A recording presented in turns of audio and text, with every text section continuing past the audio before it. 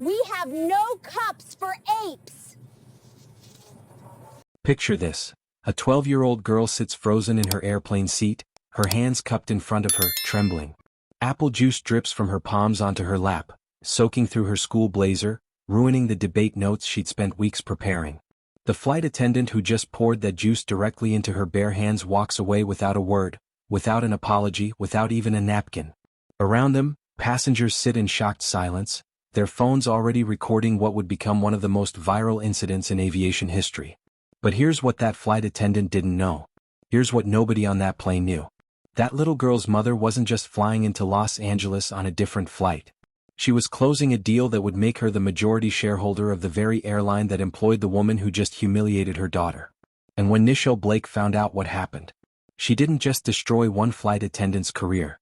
She dismantled an entire system. This is that story. It started like any other Thursday morning at Hartsfield-Jackson Atlanta International Airport. Gate B42.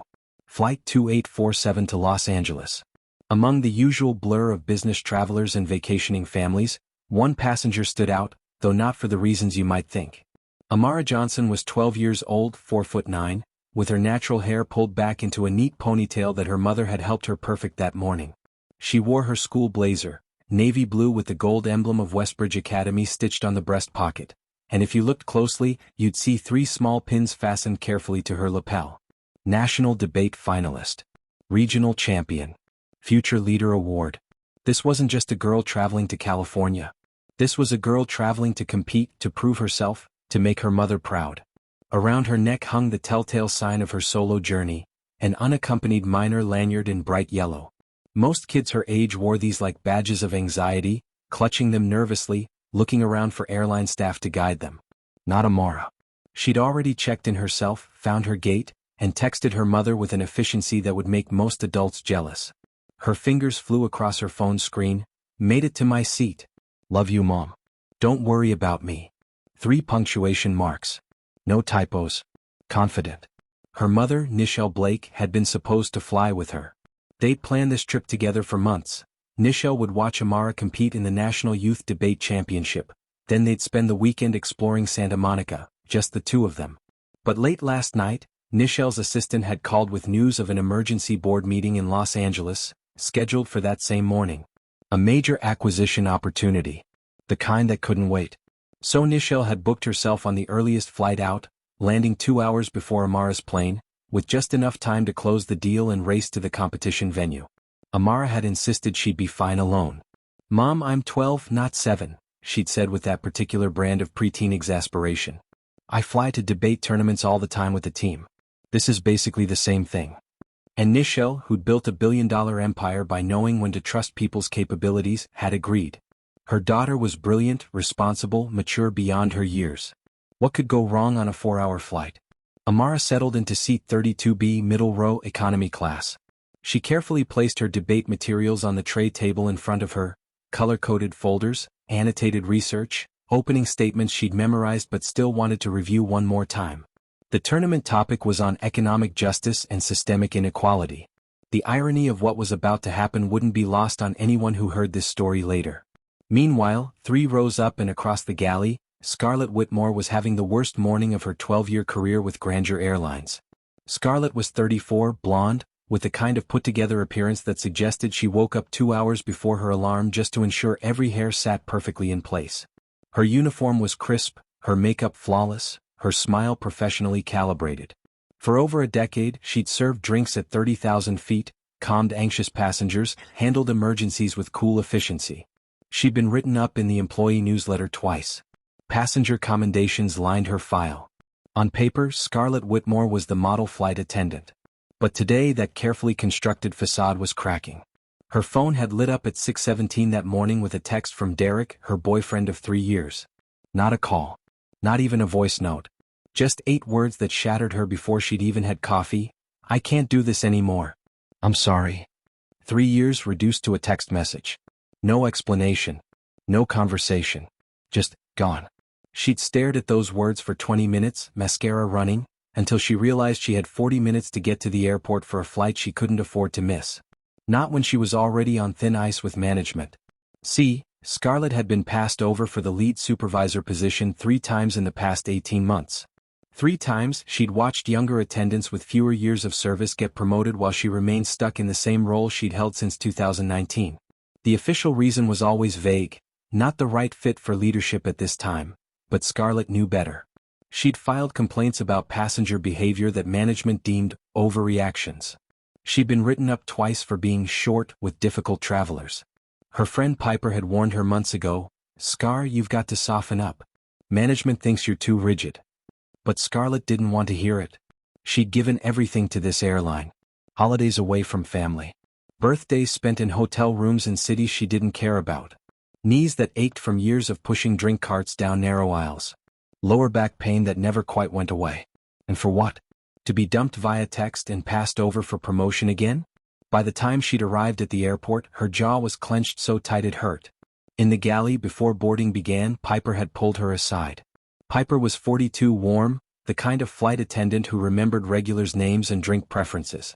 She'd been Scarlett's friend since training, and she recognized the look on Scarlett's face immediately. "What happened?" Piper asked, touching Scarlett's arm gently. "Derek broke up with me. This morning. Via text." Scarlett's voice was flat, emptied of emotion. "Oh, Scar, I'm so sorry. I don't want to talk about it." Scarlett yanked her arm away, busying herself with checking inventory that didn't need checking. "I just need to get through this flight. Are you sure you're okay to work today? Maybe you should talk to." "I'm fine, Piper." The sharpness in Scarlett's voice made Piper step back. "I've given everything to this airline, and what do I get? Dumped and demoted. But I'm here, aren't I? I'm doing my job." Piper opened her mouth to say something, then thought better of it. Instead, she just offered quietly, "Please keep it together today. That's all I'm asking." Scarlett didn't respond. Boarding proceeded smoothly. Passengers filed in with the usual chaos. Overhead bins slamming, children asking endless questions, business travelers already hunched over laptops before takeoff. Scarlett smiled her professional smile, directed people to their seats, helped an elderly man lift his bag. Autopilot. She could do this job in her sleep. She noticed Amara during boarding. The unaccompanied minor lanyard made her impossible to miss, but Scarlett barely registered her beyond a mental checkbox. 1 UM and 32B. Easy. The girl looked responsible enough. Probably wouldn't be any trouble. The flight took off on time. The captain's voice crackled through the speakers with the weather report and estimated arrival time. The seatbelt sign dinked off. Scarlett and the other attendants began their service. About 40 minutes into the flight, somewhere over Tennessee, Amara looked up from her debate notes as the drink cart approached. She'd been so focused on her research about wage inequality that she'd forgotten to ask for something to drink during the first pass. Her throat was dry. She could use some apple juice. As Scarlett maneuvered the cart down the aisle, Amara waited for her to reach the row, then spoke up politely, clearly, the way her mother had taught her. "Excuse me, may I please have apple juice?" Scarlett heard her. The cart was right there. But Scarlett's hands were already reaching for the ginger ale the man in 32A had requested, then the water for the woman in 32C. She served them both, then continued pushing the cart forward. Amara sat there, confused. Maybe she hadn't heard? 10 minutes later, Scarlett made another pass through the cabin. Amara tried again, a little louder this time to make sure she was heard. "Excuse me, ma'am? Could I please get an apple juice?" Scarlett's eyes flicked toward her for just a second. "I'll be right back," she said, her tone crisp, and kept walking. But she didn't come back. Another 15 minutes passed. Amara's throat felt even drier now, and she was genuinely confused. Had she done something wrong? She looked at her unaccompanied minor lanyard, wondering if maybe she needed to show it to get service. That didn't make sense, but nothing else made sense either. When Scarlett passed by a third time, Amara tried once more, her voice a little smaller now, less confident. "Ma'am? I'm sorry to bother you, but could I please have apple juice when you get a chance?" Scarlett stopped the cart this time. Turned fully to face Amara. Her smile was tight, pulled thin across her teeth like plastic wrap stretched too far. "Apple juice. Right. Of course." But her eyes told a different story. They were cold. Annoyed. Like Amara had just asked her to perform some unreasonable task instead of simply requesting a beverage on an airplane. Scarlett poured the apple juice, except she only filled the cup halfway. Just enough to technically fulfill the request, but not enough to suggest any actual care. She set it on Amara's tray table without a word and walked away. Amara looked down at the half-full cup, then at the full cups on the trays of the passengers around her. The woman in the row ahead had a full cup of orange juice. The man across the aisle had a full can of soda plus a cup of ice. Something was wrong. Amara couldn't quite name it yet, couldn't quite understand why she felt this knot forming in her stomach, but she knew. Something was very, very wrong. And this was only the beginning. Before we continue with what happened next, and trust me, it gets so much worse, hit that subscribe button if you believe every passenger deserves to be treated with basic dignity, regardless of their age or the color of their skin. Because what happens next will make your blood boil. And let me ask you this. Have you or someone you know ever been treated differently by service staff for no apparent reason? Drop your story in the comments. Because what happened to Amara? It happens more often than you think. Now, let's talk about what happened when this flight went from uncomfortable to absolutely unforgivable.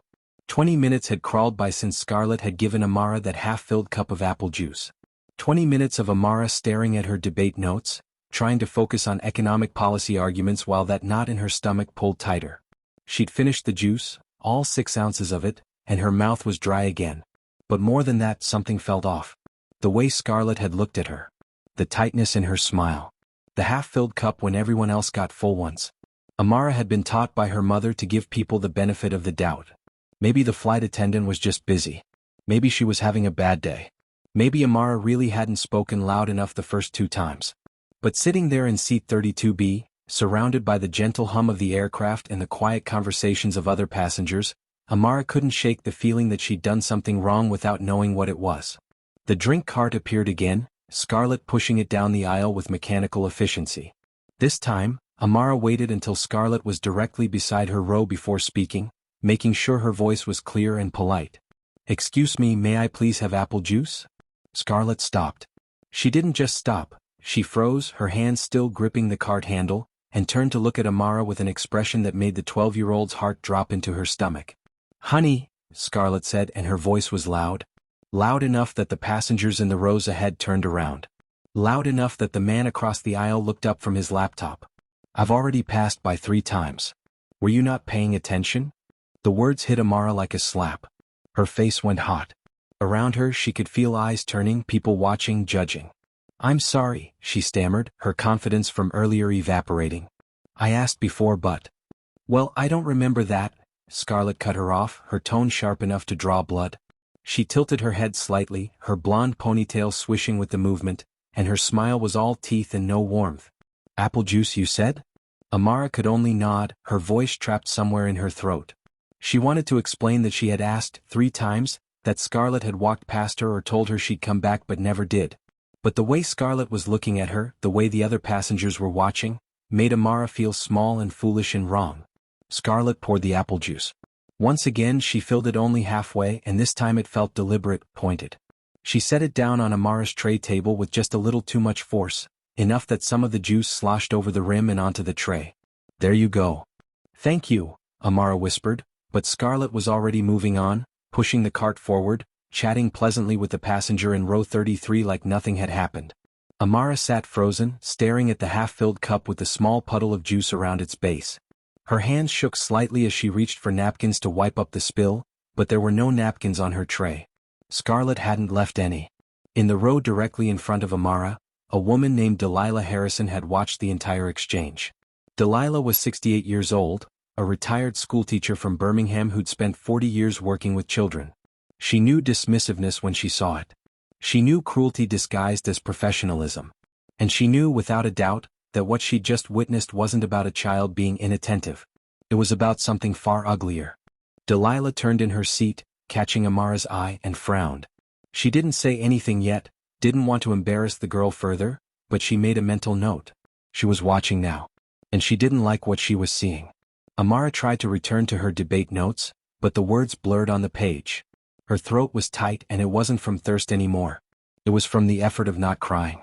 She was 12 years old, traveling alone, trying so hard to be mature and responsible like she'd promised her mother, and this flight attendant was treating her like she was stupid or invisible or worse. 20 minutes later, Amara needed to use the restroom. It was a simple biological need, the kind that happens on every flight, but after what had just occurred, even pressing the call button felt like an act of courage. Her finger hovered over the button for a full 30 seconds before she finally pressed it. The soft ding sounded above her seat and she waited. And waited. And waited. Around her, other call buttons were answered within a minute or two. The man in 34C needed a blanket. A flight attendant brought it immediately. The woman in 31A wanted another drink. Someone appeared right away. But Amara's call button stayed lit, unanswered for 10 full minutes. 10 minutes of her sitting there, increasingly uncomfortable, increasingly anxious, wondering if maybe the button was broken or if maybe she should just get up without permission or if that would get her in trouble too. Finally, Scarlett appeared at her row. She didn't approach with the apologetic hustle of someone who'd taken too long to respond. She walked slowly, deliberately, and when she reached Amara's seat, her expression was one of barely concealed annoyance. "What now?"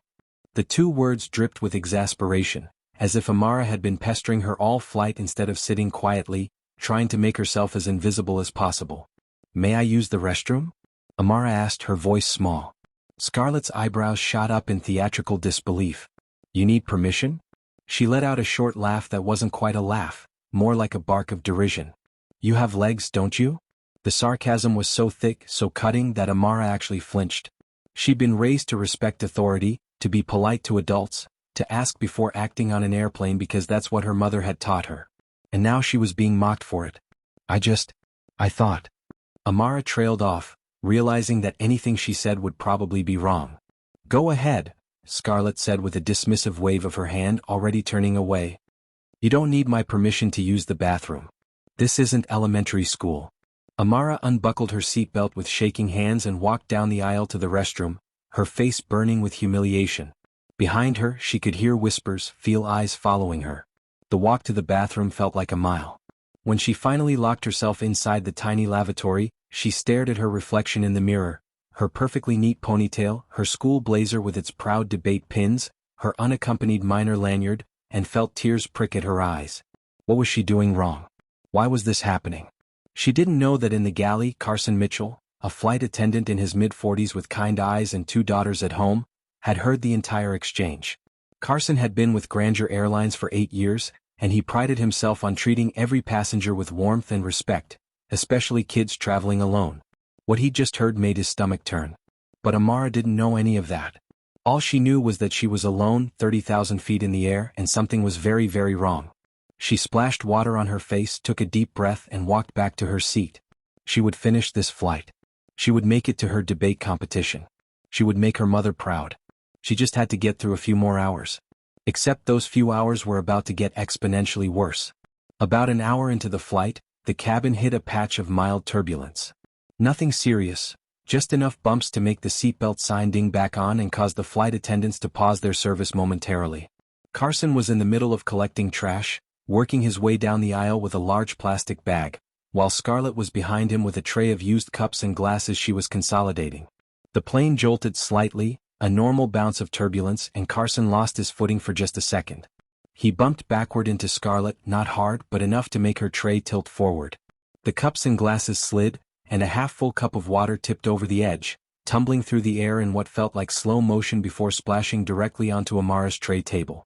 Amara gasped, her hands flying out instinctively to save her debate materials. Water spread across her color-coded folders, soaking into the edges of her carefully annotated research. The opening statement she'd spent 2 weeks perfecting started to blur as water seeped through the paper. Her notes on economic justice and systemic inequality, the irony would later be almost too much to bear, were being destroyed right in front of her. "No, no, no," Amara breathed, frantically trying to lift the papers, shake off the water, salvage what she could. These weren't just notes. This was weeks of work. This was her chance to compete at nationals. This was everything. Carson immediately saw what had happened and felt his heart sink. "Oh my God, I'm so sorry." "Here, let me." He started to reach for napkins, his face genuinely distressed. But Scarlett spoke first. She looked down at the water-soaked papers, at Amara's desperate attempts to save them, and said with cold detachment, "Well, maybe you shouldn't keep important things on your tray table during drink service." The words hung in the air like poison. No apology. No concern. Just blame. As if Amara had somehow caused Carson to bump into Scarlett. As if a 12-year-old child was responsible for turbulence and adult clumsiness. Scarlett turned and walked away toward the galley, leaving Amara sitting there with water dripping off her tray table and tears now openly streaming down her face. Carson stood frozen for a second, shocked by what he'd just heard. Then his training kicked in and he rushed forward with a stack of napkins. "Sweetheart, I am so sorry. That was my fault entirely. Here, let's see if we can save some of these." He knelt beside her seat, helping her blot the papers, his voice gentle and reassuring. "We'll dry these out. They'll be okay." "What are these for?" "Debate competition," Amara managed to say through her tears, her voice breaking. "I'm competing tomorrow. I need these." Carson's jaw tightened. This child was traveling alone to compete in a debate tournament, and instead of being supported and encouraged, she was being treated like an inconvenience. It was unconscionable. He helped her separate the papers and dry them as best as possible, then excused himself and walked straight to the galley where Scarlett was reorganizing her cart. His voice was low but firm. "That was harsh. She's just a kid." Scarlett didn't even look up from what she was doing. "I'm not a babysitter, Carson. Nobody's asking you to be a babysitter. I'm asking you to be decent." Carson kept his voice controlled, but his frustration was evident. "Her papers are ruined because I bumped into you and you blamed her? She's 12 years old and traveling alone. And I'm a flight attendant with 100 other passengers to take care of," Scarlett shot back. "She shouldn't have had important documents on her tray table. That's common sense." Carson opened his mouth to respond, then closed it. He'd worked with difficult colleagues before, but this felt different. This felt personal. And he couldn't shake the nagging thought that if Amara had been a different kind of passenger, older, perhaps, or a different race, Scarlett's response might have been drastically different. But he couldn't prove that. Not yet. So instead, he just shook his head and walked away, making a mental note to file an incident report after the flight. Back in her seat, Amara was accepting a tissue from Delilah Harrison, who had turned around in her seat the moment Carson left.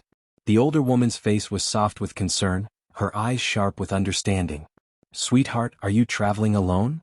Delilah asked gently, though she could see the unaccompanied minor lanyard and already knew the answer. Amara nodded, not trusting her voice. "I thought so." Delilah handed her another tissue. "Listen to me carefully, honey. What just happened? That's not about you. That's about her. Some people just have mean spirits and they take it out on whoever's nearest. Don't you let her get to you. You hear me?" Amara nodded again, but the tears kept coming. Everything her mother had taught her about being strong, about holding her head high, about proving she was mature enough to travel alone, it all felt like it was crumbling. She wasn't being treated like she was mature. She was being treated like she was nothing. 3 rows back and across the aisle, a businessman named Grant Reynolds had been watching the interactions throughout the flight with increasing discomfort. Grant was 41, a father of 3 daughters, and the CEO of a mid-sized tech company in Silicon Valley. He'd been on hundreds of flights in his career and had seen all kinds of passenger-attendant interactions. But what he was witnessing here set off every alarm bell in his head. The dismissiveness. The sarcasm. The lack of empathy for a child traveling alone. And most concerning of all, the pattern. Because Grant had been paying attention, and he'd noticed that Scarlett had served every other passenger in the vicinity promptly and with at least surface-level pleasantness. But with Amara? There was something different. Something cold. Something that made Grant deeply uncomfortable. He pulled out his phone, checking to make sure it was in airplane mode but that the camera still worked. He didn't want to be that person, the one recording everything, making assumptions. But he also had daughters. And if one of his daughters was being treated this way on a flight, alone and scared, he'd want someone to document it. He'd want proof.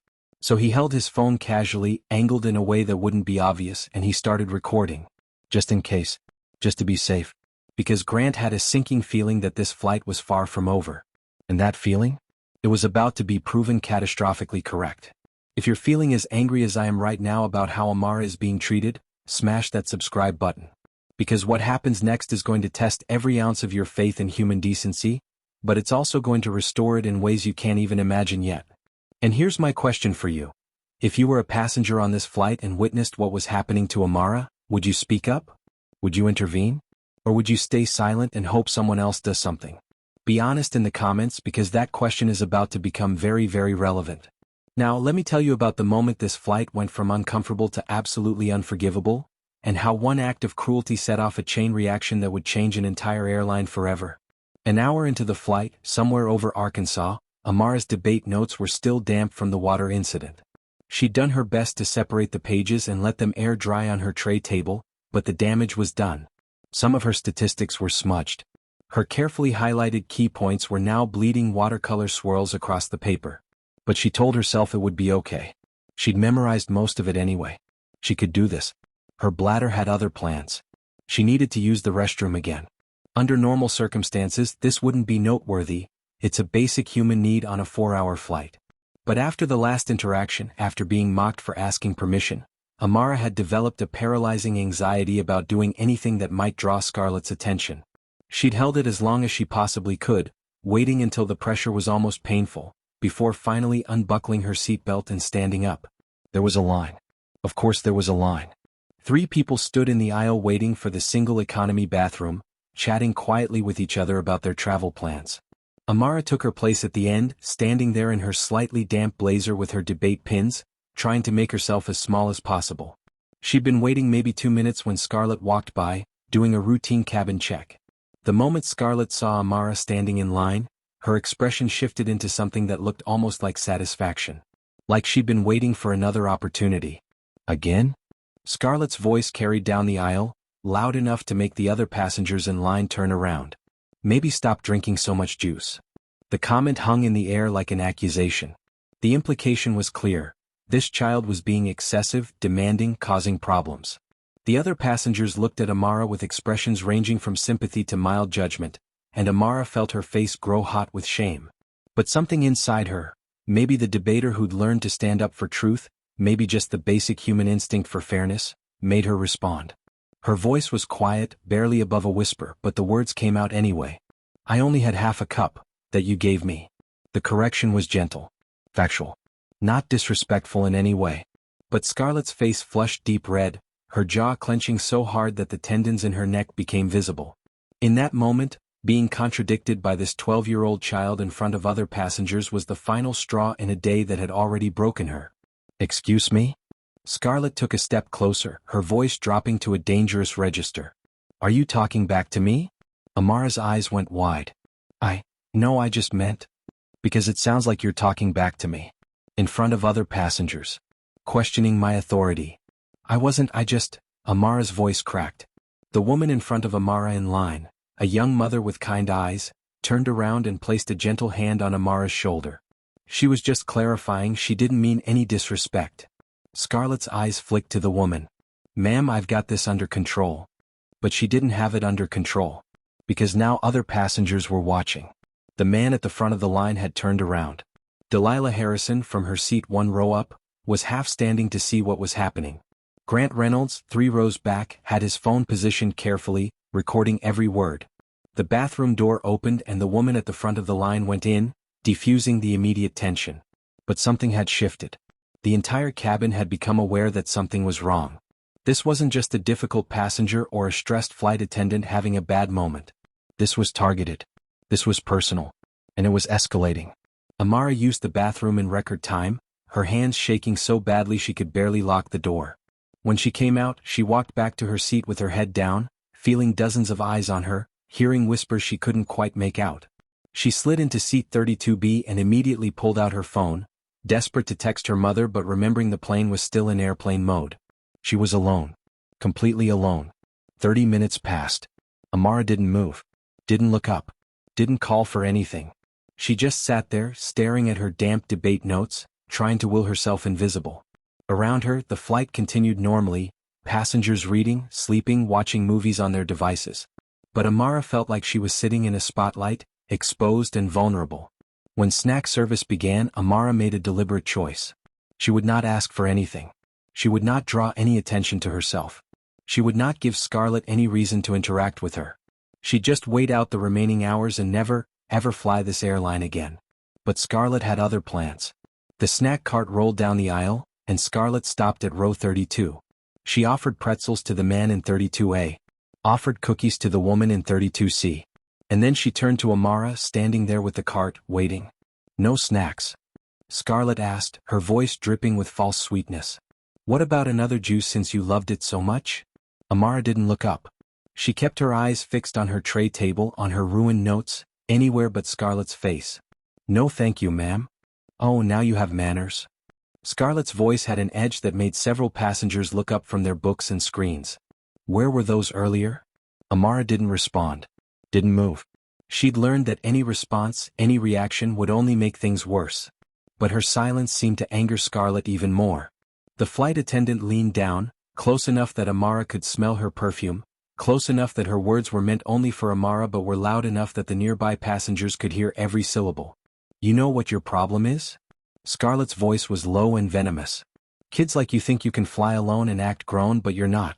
You're just a child who should have stayed home." The words hit Amara like physical blows. "Kids like you." The phrase echoed in her head, and even at 12 years old, Amara understood the implications beneath those words. This wasn't about her being polite or mature or asking for juice. This was about something else entirely. Something uglier. Something that made her stomach turn and her eyes fill with tears she'd been desperately trying to hold back. One tear escaped, rolling down her cheek and dripping onto her blazer, right onto her Future Leader Award pin. "That's enough." Delilah Harrison's voice cracked through the cabin like a whip. The older woman had unbuckled her seatbelt and was half standing in her seat, turning around to face Scarlett with a fury that made her small frame seem suddenly imposing. "She hasn't done anything wrong. She's been sitting quietly for over an hour. She's a child traveling alone and you're bullying her." Scarlett straightened up, her professional mask snapping back into place so quickly it was almost impressive. "Ma'am, please don't interfere with crew operations. I'm going to need you to take your seat and buckle your seatbelt." "Crew operations?" Delilah's voice was shaking with rage. "I taught children for 40 years and what you're doing right now isn't crew operations, it's cruelty. Ma'am, if you don't sit down, I'll have to report you for interfering with flight attendant duties." Scarlett's voice was cold, bureaucratic, hiding behind policy like a shield. Delilah stared at her for a long moment, and Amara could see the older woman's internal struggle, the desire to protect versus the fear of making things worse. Finally, Delilah sat down, but she didn't buckle her seatbelt. She turned around in her seat, reached back and squeezed Amara's hand. "You haven't done anything wrong, sweetheart. Not one single thing." Scarlett pushed the cart forward and disappeared toward the front of the plane. In her seat, Amara sat with tears streaming silently down her face, Delilah's hand still holding hers over the seat back. Around them, passengers were whispering to each other, pulling out phones, taking notes. Grant Reynolds was still recording, his jaw clenched so tight it ached. Carson Mitchell, who'd been working the back galley, had heard Delilah's outburst and came forward to investigate. When he saw Amara crying silently in her seat, saw the protective stance of Delilah, saw the way other passengers were looking toward the front of the plane where Scarlett had gone, his stomach dropped. Something had to be done. He approached the cockpit to speak with the captain. But before he could reach the flight deck door, before any intervention could occur, Scarlett emerged from the front galley one more time. It was time for final drink service before landing. Standard procedure. One last pass through the cabin to collect trash and offer beverages. Amara hadn't asked for anything in over an hour. She'd been sitting in silence, tears drying on her cheeks, her hands still occasionally being squeezed by Delilah's reassuring grip. She wanted nothing more than for this flight to be over, to get off this plane, to call her mother and tell her everything. She didn't see Scarlett approaching until the flight attendant was standing right beside her row. And Scarlett had a cup in her hand. A cup filled with apple juice. "Here." Scarlett set the cup down on Amara's tray table with a decisive thunk. "Since you wanted this so badly earlier." Amara stared at the cup like it was a snake coiled to strike. I didn't ask for this." "What's wrong?" Scarlett's voice had a sickly sweet quality that made Amara's skin crawl. "I thought this is what you wanted. Drink it." "I'm okay, thank you." Amara's voice was barely audible. She pushed the cup slightly away from her, back toward Scarlett, a clear rejection of the offer. And that's when something inside Scarlett snapped completely. She picked up the cup and her voice came out loud enough for half the cabin to hear. "Drink. It." The command was so sharp, so sudden, so full of barely contained rage that multiple passengers jumped in their seats. Amara looked up at Scarlett's face and saw something that terrified her. A fury so deep and disproportionate that it couldn't possibly be about apple juice or polite requests or any of the small incidents of this flight. "I don't want it," Amara whispered, her voice shaking. "Please." Scarlett stood there for a moment, cup in hand, and in that moment every passenger in the vicinity was watching. Delilah was turned around in her seat. The man in 32A had stopped reading. The woman in 32C had paused her movie. Grant Reynolds had his phone up, no longer being subtle about recording. And then Scarlett looked down at Amara and said, "Put out your hands." Amara, conditioned by a lifetime of respecting adult authority, confused and scared and not understanding what was happening, held out her hands. She thought Scarlett was going to hand her the cup. That's what any reasonable person would assume. But Scarlett didn't hand her the cup. She turned it upside down and poured the entire contents, 8 full ounces of cold apple juice, directly into Amara's cupped palms. For a moment, time seemed to stop. The juice hit Amara's hands and immediately overflowed, splashing down her wrists, soaking into the sleeves of her school blazer, dripping onto her lap, onto her seat, onto the debate notes she'd spent weeks preparing. The liquid ran down her arms in cold rivulets, pooling on her tray table, seeping into the fabric of her skirt. Amara sat frozen, her hands still cupped in front of her, juice dripping from her fingers like she was trying to hold water that refused to be contained. Her mouth was open in a silent gasp of shock. Her eyes were wide, unseeing, her brain unable to process what had just happened. The cabin went absolutely silent. Not the silence of sleep or concentration, but the silence of collective shock. The kind of silence that falls when something so fundamentally wrong occurs that every witness is struck mute by the weight of it. Amara's blazer, the one her mother had helped her press that morning, the one with the debate pins she'd earned through hard work and dedication, was soaked. Dark stains spread across the navy fabric. Her notes, those precious pages of research and arguments, turned to mush as apple juice soaked through them. Her skirt clung to her legs, cold and wet and humiliating. And still she sat there, hands outstretched, juice dripping from her fingertips, tears streaming down her face in silence. She didn't make a sound. Didn't cry out. Didn't scream. She just sat there, frozen in humiliation so complete that her body seemed to have shut down in self-protection. Scarlett looked down at what she'd done, and for just a fraction of a second, something flickered across her face. Maybe horror, maybe realization, maybe regret. But then her professional mask slammed back into place, and she said in a voice devoid of emotion, "Oops. Guess you should have been more careful." And she walked away. Down the aisle. Back to the galley. Like she'd just spilled someone's drink by accident instead of deliberately humiliating a child in front of a cabin full of witnesses. The silence broke. "What the hell is wrong with you?" The businessman Grant Reynolds was on his feet, his phone still recording, his voice shaking with rage. "Oh my God." The woman in 32C had her hand over her mouth, tears in her own eyes. "Someone get the captain. Now." Delilah was trying to reach Amara, but the seatbelt sign was on and she was trapped in her row. "I got it all on video." Grant was already pulling up the airline's complaint contact information. Every single second of it. Carson Mitchell came running down the aisle with an armful of towels, his face pale with shock.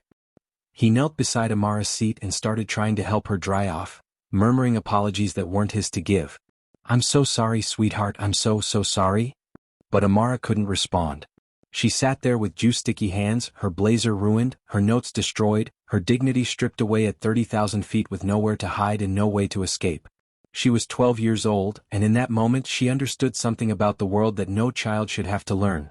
That sometimes cruelty doesn't need a reason. Sometimes it just needs an opportunity.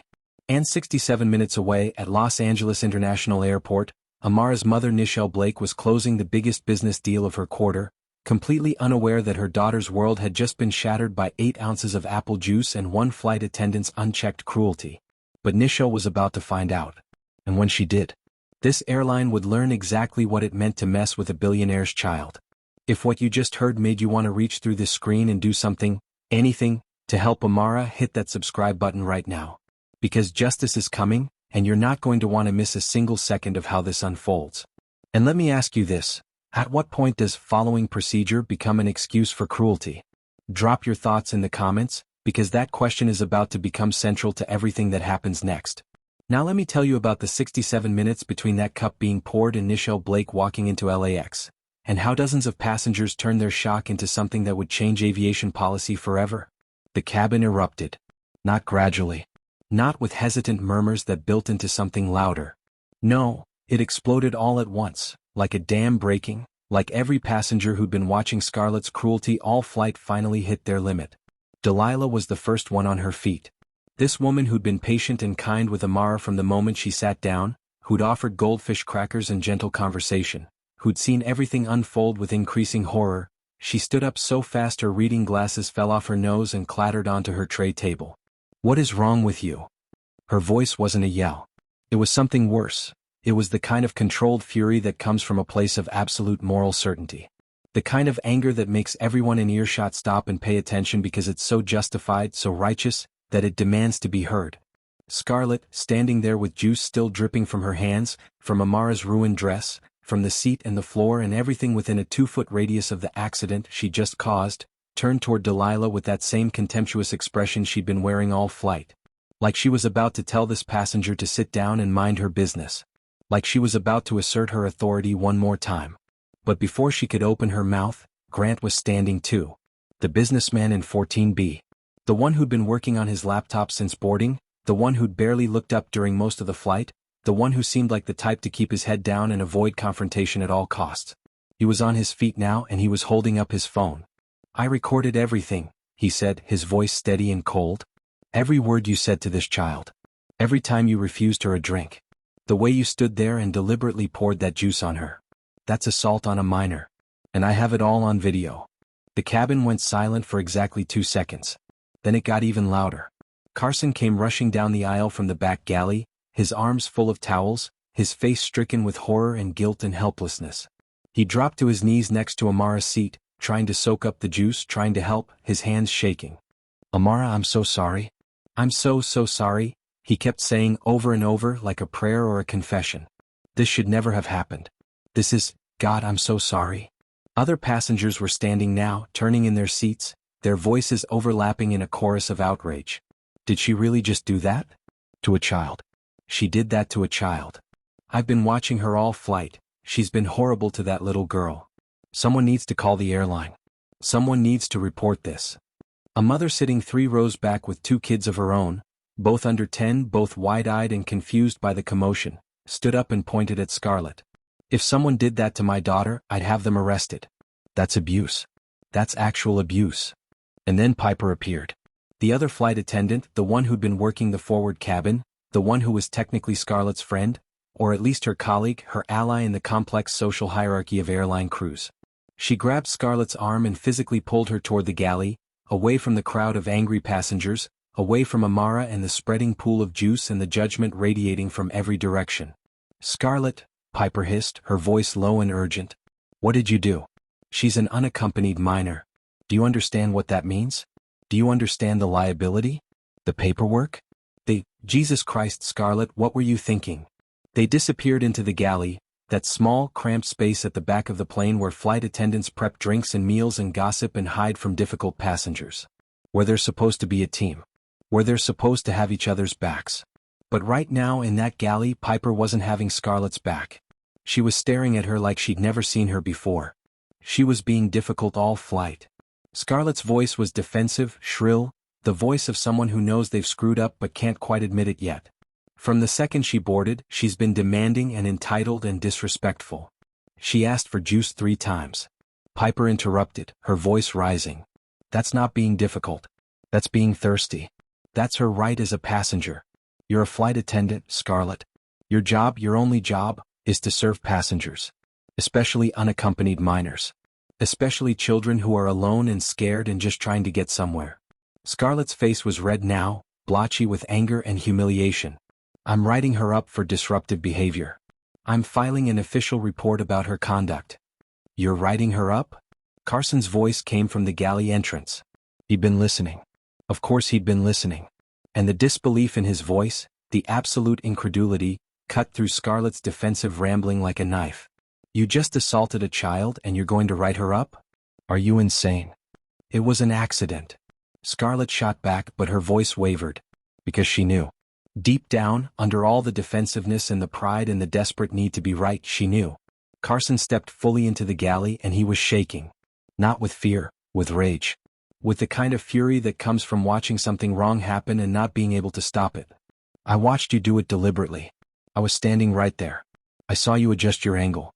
I saw you look at her. I saw you pour. That was not an accident. That was a choice." Scarlett's mouth opened and closed. No words came out. Because what could she say? What defense could possibly work when a colleague, a witness, someone who'd been standing 3 feet away just called her a liar to her face? Back in the cabin, Delilah was helping Amara out of her seat. The girl was still crying, not the loud, wailing sobs of a tantrum, but the quiet, hiccuping cries of someone who's overwhelmed and humiliated and doesn't understand why this is happening to them. Her dress was ruined, soaked through with cranberry juice that was already starting to stain. Her hair, which had been so carefully styled in those beautiful braids with the colorful beads, was wet and sticky. She looked like she'd been caught in a rainstorm, except the rain was red and it smelled sickeningly sweet and everyone was staring at her. Delilah pulled her into the aisle, away from the seat, away from the mess. She had towels from Carson, and she was gently dabbing at Amara's face, her arms, trying to clean her up while simultaneously trying to preserve what was left of the child's dignity. "I just wanted to get to my competition," Amara said through her tears, her voice so small it barely carried. "I didn't do anything wrong. I just asked for juice. I said please. I was polite. I don't understand why she hates me." Delilah's eyes filled with tears. This woman who'd been a stranger 2 hours ago, who'd had no connection to this child beyond proximity and basic human decency, was crying now. Crying for Amara. Crying at the injustice. Crying because sometimes the world is so unnecessarily cruel that it breaks your heart. "Honey," Delilah said softly, kneeling down so she was eye level with Amara. "Does your mother know you're on this flight?" Amara nodded, wiping her nose with the back of her hand. "She's on a different flight. She had a meeting she couldn't miss, so I'm flying alone. But she's probably landing soon. She was supposed to land before me so she could meet me at baggage claim." "What's your mother's name?" "Nichelle Blake." Delilah's entire body went still. Her eyes widened. Her mouth opened slightly. And she turned to look at Grant, the businessman with the video, who'd been standing nearby listening to this conversation. He met her gaze and his expression shifted too, from angry support to something that looked almost like awe. Or fear. Or both. "The Nichelle Blake?" Delilah asked, her voice barely above a whisper. Amara looked confused by the reaction. "Yes? Do you know my mom?" Delilah let out a sound that was half laugh, half gasp. She looked at Grant again, and they had one of those silent conversations that happen between strangers who suddenly understand they're witnessing something significant. Something that's about to get very, very complicated for certain people on this plane. "Oh," Delilah said quietly, almost to herself. "Oh, this airline has no idea what's coming." Before anyone could ask what she meant, the cockpit door opened. Captain Thaddeus emerged during what must have been a scheduled break. Pilots can't leave the cockpit unattended during flight, but with a relief pilot or during certain phases, the captain can step out briefly. He was an older man, maybe 60, with silver hair and the kind of weathered face that speaks to decades in the air. He looked tired but professional, expecting to stretch his legs for a moment, maybe grab a coffee, maybe chat briefly with his crew. Instead he stepped into chaos. The cabin was still buzzing with upset passengers. Amara was standing in the aisle, soaked in juice, crying. Carson was there with towels. Delilah was hovering protectively. Grant was holding up his phone like evidence. And half the passengers in the surrounding rows were on their feet, talking over each other, demanding answers. Captain Thaddeus took in the scene with the practiced assessment of someone who'd been handling in-flight situations for 40 years. His expression shifted from confused to concerned to deeply, deeply serious. Carson immediately approached him. "Captain, we have a situation. A serious situation." They stepped slightly away from Amara, but not far enough that the passengers couldn't hear. Carson's voice was low and urgent, briefing the captain in clipped sentences. The captain's face grew grimmer with every word. When Carson finished, Captain Thaddeus turned to look at Scarlett, who'd emerged from the galley looking defiant and defensive and scared all at once. "Please tell me this isn't true," the captain said. His voice wasn't loud. It didn't need to be.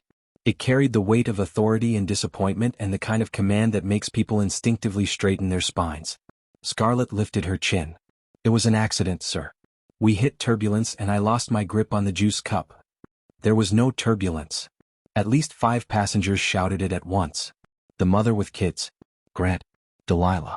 2 other people Amara didn't even know. They were all on their feet now, all angry, all united in their certainty that they'd just witnessed something deliberate and cruel. The captain held up his hand for silence. The cabin quieted immediately. That's the power of a captain's authority. In the air they're essentially God. What they say goes. And right now, Captain Thaddeus was looking at Scarlett with an expression that made it very clear he did not believe her. "Multiple witnesses say you poured juice on an unaccompanied minor deliberately. One witness has video evidence. Is this true?" Scarlett's face crumpled slightly. "Sir, I've been with this airline for 12 years. That's not what I asked. Did you deliberately pour juice on this child?" Silence. Scarlett looked around the cabin, at all the faces staring at her with judgment and disgust. She looked at Piper, hoping for support, but Piper looked away. She looked at Carson, who shook his head sadly.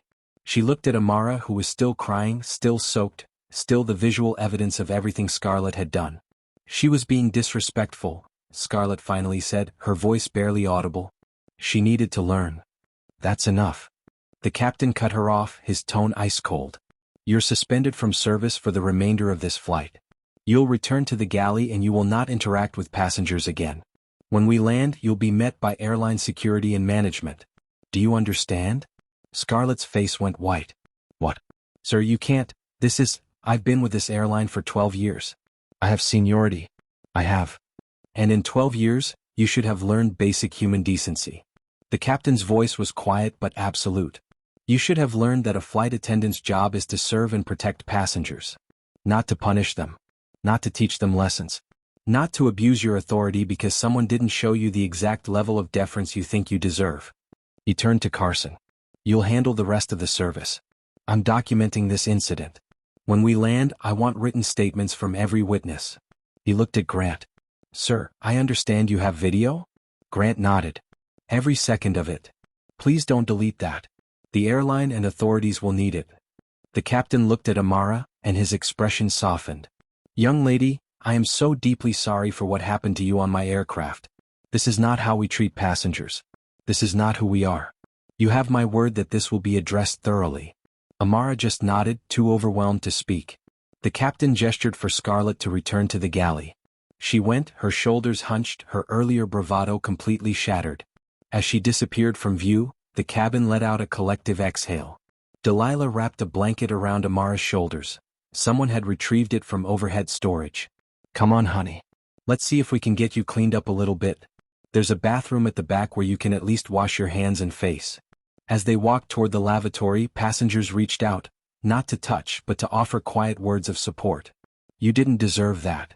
That woman was completely out of line. Your mother is going to make sure this gets fixed, sweetie. You're so brave. And Amara, 9 years old and soaked in juice and missing her mom and terrified about her competition and confused about why a stranger hated her so much, managed a small nod of thanks. In the galley, Scarlett sat on the jump seat with her head in her hands. Piper was as far from her as the small space allowed, organizing snack baskets with aggressive precision, refusing to make eye contact. This is insane, Scarlett muttered. She was rude to me. She was demanding. She needed to learn that actions have consequences. She's 9, Piper said flatly, not looking up from the pretzel she was arranging. And the only person learning about consequences right now is you. Carson appeared in the galley doorway. We're about 40 minutes from landing. I need to prep the final service. Scarlett, the captain wants you to stay here. Don't come out. Don't talk to passengers. Don't? He paused, looking at her with something between pity and disgust. Just don't. Scarlett opened her mouth to argue, but Carson was already gone. Back at her seat, now covered in towels to soak up the remaining juice, Amara sat with the blanket wrapped around her shoulders like armor. Delilah had helped her wash her face and hands in the tiny lavatory, had helped her squeeze as much juice as possible out of her braids, but the dress was unsalvageable. It was stained deep red, sticky, ruined. My mom bought me this dress for the competition, Amara said quietly. It was expensive. She saved up for it. Delilah's expression cracked. Oh, honey. I have my violin. That's the important thing. But I was supposed to look nice. Professional. And now I look like, she gestured helplessly at herself. You look like a strong girl who survived something unfair, Delilah said firmly. And when your mother sees you, she's not going to care about the dress. She's going to care that you're okay. Amara wasn't sure she believed that. But she wanted to. She wanted to believe that when they landed, when her mother met her at baggage claim, when she had to explain what happened, she wanted to believe it would be okay. She didn't know yet that her mother wasn't at baggage claim. Her mother was still in the air, on her own flight, with her phone off, completely unaware that her daughter had just experienced one of the worst days of her young life. But she would know soon. And when Nichelle Blake found out what had happened to her child, when she heard about Scarlett's cruelty, about the deliberate humiliation, about the juice poured like a punishment, the airline would discover exactly what Delilah and Grant had realized in that moment of recognition. They'd messed with the wrong child's mother. Before we continue, I need to ask you something. Because what you just witnessed, passengers standing up, strangers protecting a child, people recording evidence and demanding accountability, That doesn't always happen. How many times have you seen something wrong and stayed silent? How many times have you wished someone else would speak up so you didn't have to? Delilah and Grant and Carson and all those passengers, they could have stayed quiet. They could have pretended they didn't see. They could have minded their business. But they didn't. They chose to stand up. So here's my question for you. Have you ever witnessed someone being mistreated and actually done something about it? Or did you stay silent and regret it later? Drop your story in the comments. And if this story is making you think about the times you wish you'd been braver, hit that subscribe button. Because we're about to see what happens when a mother finds out someone hurt her child. Trust me, you don't want to miss what comes next. Grant pulled up the video on his phone and watched it again, making sure it had captured everything clearly. It had. Every word of Scarlett's refusal. Every moment of her standing over Amara's seat. The angle of the cup. The deliberate pour. Amara's cry. The juice spreading. All of it. This is going to end her career, he said quietly to Delilah. Good, Delilah replied without hesitation.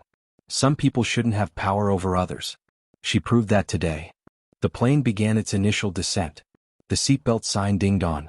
Carson came through the cabin doing a final check, making sure everyone was secured, collecting trash, offering that professional smile that flight attendants perfect over years of practice. When he got to Amara's row, he paused. How are you holding up? Amara shrugged, not trusting her voice. Your mom is meeting you at baggage claim? That's the plan.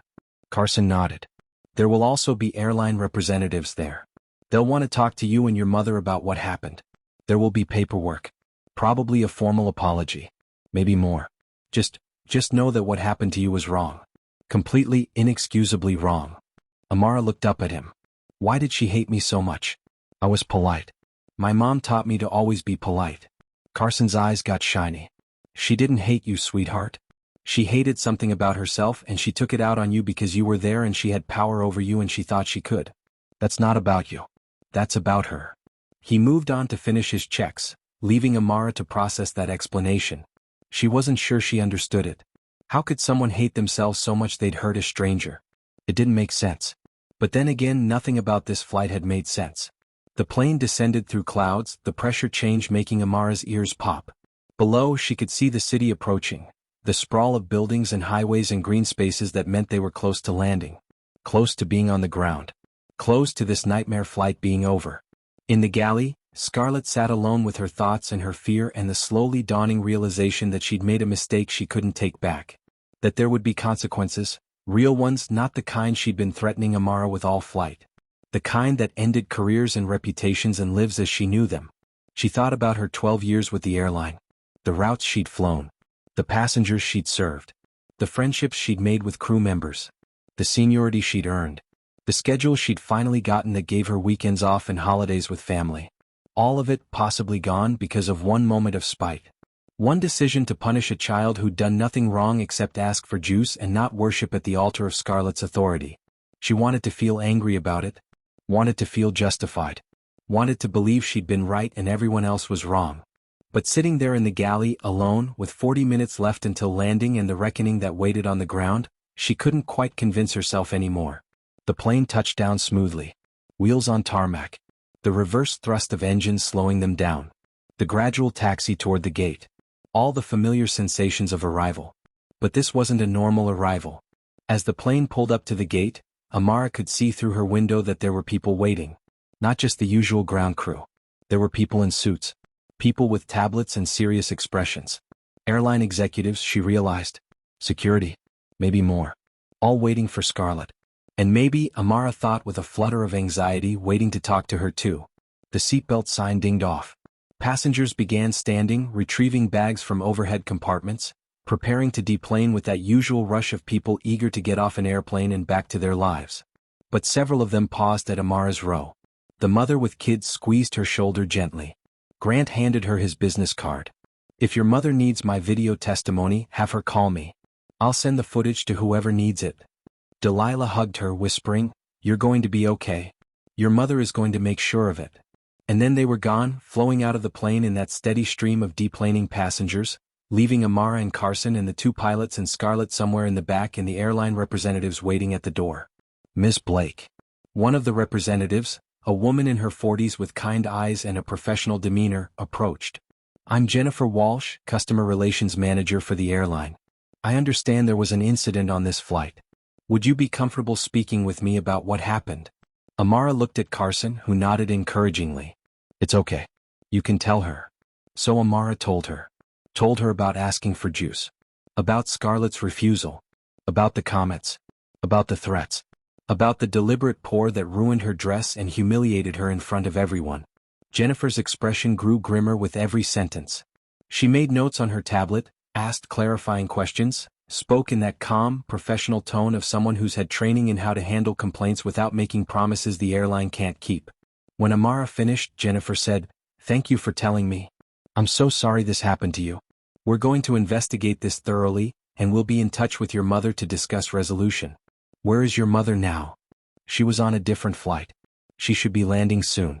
She's meeting me at baggage claim. Jennifer nodded. We'll accompany you there and wait with you until she arrives. You're a minor, and given what happened, we want to make sure you're safe and supported. Behind them, Scarlett was being escorted off the plane by security.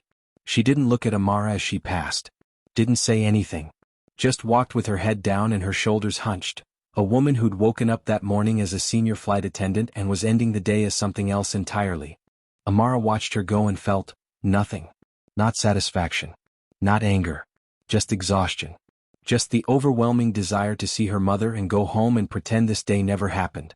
They walked through the terminal, Amara with her ruined dress under a blanket, her backpack on her shoulders, her violin case clutched in one hand, flanked by airline representatives who spoke in low voices about protocols and procedures and corporate responsibility. And ahead, at baggage claim, her mother would be waiting. Nichelle Blake. The name that had made Delilah's eyes widen. The name that had made Grant exchange that knowing look. The name that was about to become Scarlett's worst nightmare. Because Nichelle Blake wasn't just any mother. And when she found out what had happened to her daughter, this airline was about to learn exactly what that meant. The wheels of Flight 447 kissed the tarmac at Los Angeles International Airport with a gentle thud that reverberates through the cabin. For most passengers, it's just another landing. The end of a routine flight, the beginning of their California adventures or business obligations. They're already reaching for their phones, unbuckling seatbelts before the fasten seatbelt sign even dims, eager to get on with their lives. But for Amara Blake, sitting in seat 2B with dried juice crusting on her shirt and shame coating her skin like a second layer of clothing, this landing feels different. Final, somehow. Like touching down in a reality she can't escape, where what happened at 30,000 feet will follow her onto solid ground. The plane taxis to gate 38. Through the small oval window, Amara can see ground crew moving with practiced efficiency, the jet bridge extending like a mechanical arm reaching out to embrace the aircraft. And there, standing just inside the gate area, she spots them. A woman in a crisp airline supervisor uniform, name tag reading Bryn Weatherby, flanked by two airport security officers with radio earpieces and serious expressions. They're waiting. The whole airline knows what happened. The video has already made its way through internal channels, passenger complaints filed before the plane even landed, the kind of public relations nightmare that makes corporate executives reach for antacids and lawyers. The seatbelt sign chimes off. The cabin fills with the familiar sounds of passengers gathering their belongings, overhead bins popping open, carry-ons being wrestled free, the shuffle of bodies eager to exit. But something unusual happens as people begin filing toward the exit. They stop at Amara's row. Delilah Hayes, the grandmother who became Amara's fierce protector somewhere over Nevada, leans down and wraps her in a hug that smells like lavender perfume and righteous indignation. "You're going to be just fine, sweetheart," Delilah whispers, pressing a piece of paper into Amara's hand. "That's my number. Your mama's going to want to talk to me. I saw everything and I'll testify to every single detail if it comes to that." Marcus Chin, the businessman from seat 4A who spent most of the flight working on his laptop, stops and hands Amara his business card. Heavy stock, embossed lettering, the kind that announces importance before you even read the name. "I recorded the whole incident on my phone," Marcus says quietly, his earlier indifference replaced by something like shame. "I should have intervened sooner. I'm sorry I didn't. But your mother is going to want this video. Everything's time-stamped, crystal clear footage. That flight attendant is done." Grant Morrison, the documentary filmmaker who filmed Scarlett's cruelty with steady hands and steadier resolve, crouches down to Amara's eye level. His green eyes are kind but serious. "What happened to you wasn't okay," Grant says. "Not even a little bit. But you handled it with more grace than most adults would have. Don't let anyone tell you that you deserve this, or that you were too sensitive, or that you should just move on. What she did was cruel, deliberate, and wrong. And I've got the proof. He hands her his card too, along with a small USB drive. Complete footage. Unedited. Multiple angles from my seat. Audio included. She can't claim it was an accident when the video shows her looking you in the eye while she poured. One by one, passengers stop. They apologize for not speaking up sooner. They offer contact information, witness statements, expressions of outrage on her behalf. The college student from 5C. The retired teacher from 7A. Even the couple from 3D who spent most of the flight asleep wake up to the reality of what happened and offer their support. It's a small parade of strangers turned allies, each one trying to somehow compensate for their earlier silence, their initial discomfort, their failure to protect a child when she needed protecting. Amara collects their cards and phone numbers with trembling hands, stuffing them into the seat pocket in front of her because she doesn't trust herself to hold them without dropping everything. Her shirt is still damp and sticky. Her eyes are still puffy from crying. But something has shifted, she's no longer alone in this. The witnesses aren't just in her memory anymore. They're documented, contactable, ready to speak truth when called upon. When Amara finally stands to deplane, her legs feel unsteady, like she's been sitting for days instead of hours.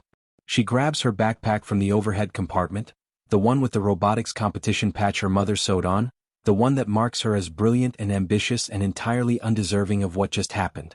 She walks down the jet bridge on shaky legs, each step carrying her closer to her mother, closer to safety, closer to the moment when she can finally stop holding it together and just fall apart. And there, standing in the gate area like a force of nature barely contained in human form, is Nichelle Blake. Tall, nearly 6 feet in her heels. Elegant, wearing a Navy power suit that probably costs more than most people's monthly rent, tailored to perfection, projecting the kind of effortless authority that comes from years of commanding boardrooms and closing deals that make headlines. Her locks are styled in an intricate updo that speaks of both professionalism and cultural pride. Her luggage, expensive leather, designer brand, sits beside her, evidence that she just flew in from somewhere important to collect her daughter. Nichelle's face is radiant with anticipation, the joy of a mother about to be reunited with her child after a week apart. But that expression changes the instant she actually sees Amara. Joy transforms to confusion. Confusion hardens into fury. The change happens in seconds. A masterclass in controlled rage, the kind of anger that doesn't explode but rather crystallizes into something cold, calculating, and infinitely more dangerous. Baby, what happened? Nichelle's voice cracks slightly, maternal concern overriding everything else as she rushes toward her daughter. Why are you? She stops mid-sentence, taking in the full picture. The juice stains spreading across Amara's expensive shirt like a Jackson Pollock painting of humiliation. The puffy eyes. The trembling hands. The way her daughter is holding herself, small, defensive, traumatized. Nichelle drops to one knee, not caring that her designer suit is now touching the probably filthy airport floor, and cups Amara's face in her hands. Tell me everything, she says, her voice dropping to that particular tone mothers use when they know something terrible has happened and they're trying very hard not to lose their composure before gathering all the facts. And Amara does. The words tumble out in a rush, disorganized, emotional, punctuated by fresh tears. She tells her mother about the orange juice request that started everything. About Scarlett's cold response, the dismissive tone, the way she made Amara feel small and undeserving. About the turbulence, the cart, the moment when Scarlett deliberately, Mama, I saw her face, poured an entire container of orange juice into her outstretched hands and then walked away like she just disciplined a misbehaving pet. She tells her about sitting there, sticky and humiliated, while other passengers watched in various states of discomfort and disapproval but said nothing. About Delilah finally intervening, about the flight attendant Kevin helping clean her up, about Grant filming the whole thing because he knew no one would believe her story without evidence. Nichelle listens without interrupting, but her expression grows colder with every sentence. This isn't the hot anger of impulse. This is the ice-cold fury of a powerful woman who has built an empire by outthinking, outmaneuvering, and outlasting anyone who underestimates her. And someone just made the catastrophic mistake of hurting her child. Miss Blake. Bryn Weatherby approaches cautiously, her supervisor's uniform suddenly looking less authoritative and more like a costume, playing dress-up at leadership while actual power stands before her in a navy suit and Louboutin heels. I'm Bryn Weatherby, the airline supervisor, she continues, her voice carefully modulated to project professional concern. We're handling the situation. The flight attendant in question has been suspended pending a full investigation, and we'd like to offer you and your daughter. You're handling it? Nichelle stands to her full height, and Bryn actually takes a half step backward. There's something in Nichelle's voice, not volume exactly, but a quality of absolute authority that makes everyone within earshot instinctively quiet down to listen. My daughter has juice stains on her clothes and trauma in her eyes, Nichelle continues, her words precise and cutting as surgical instruments. She was humiliated by your employee at 30,000 feet with nowhere to escape, nowhere to go, forced to sit in her own discomfort while strangers witnessed her degradation. How exactly are you handling it? Bryn swallows hard, suddenly very aware that her corporate crisis management training did not adequately prepare her for this particular scenario. We've suspended the flight attendant and initiated our standard investigation protocol, Bryn says, falling back on procedure like it's a shield. We take all passenger complaints seriously. Suspended, Nichelle interrupts, her voice dropping even lower, a dangerous sign that anyone who's ever negotiated with her would recognize immediately. Not fired. Ma'am, we have to follow procedure. Procedure. Nichelle pulls out her phone, the latest model, sleek and expensive, and begins scrolling through her contacts with the kind of calm that precedes Category 5 hurricanes. Let me make a call, she says, her tone conversational now, which is somehow worse than the anger. She taps a contact. The phone rings once. Twice. Then. Marcus?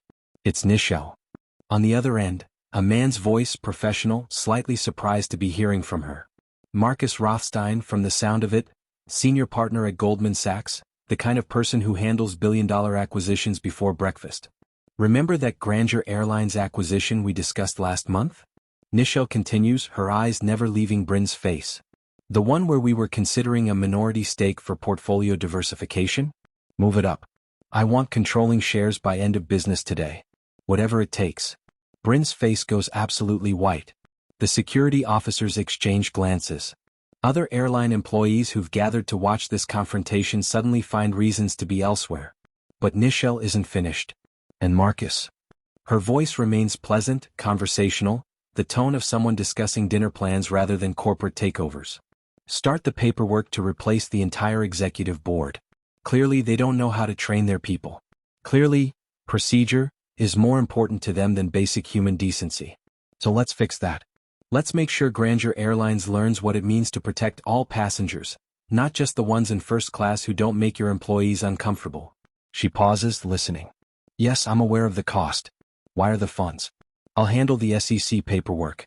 Have the contracts ready for my signature by 6 p.m. Eastern. Thank you, Marcus. She hangs up. The silence in the gate area is absolute. You could hear a boarding pass drop. Nichelle turns back to Bryn, whose face has progressed from white to a concerning shade of green. Here's what's going to happen, Nichelle says, her voice still perfectly calm, perfectly controlled, perfectly terrifying.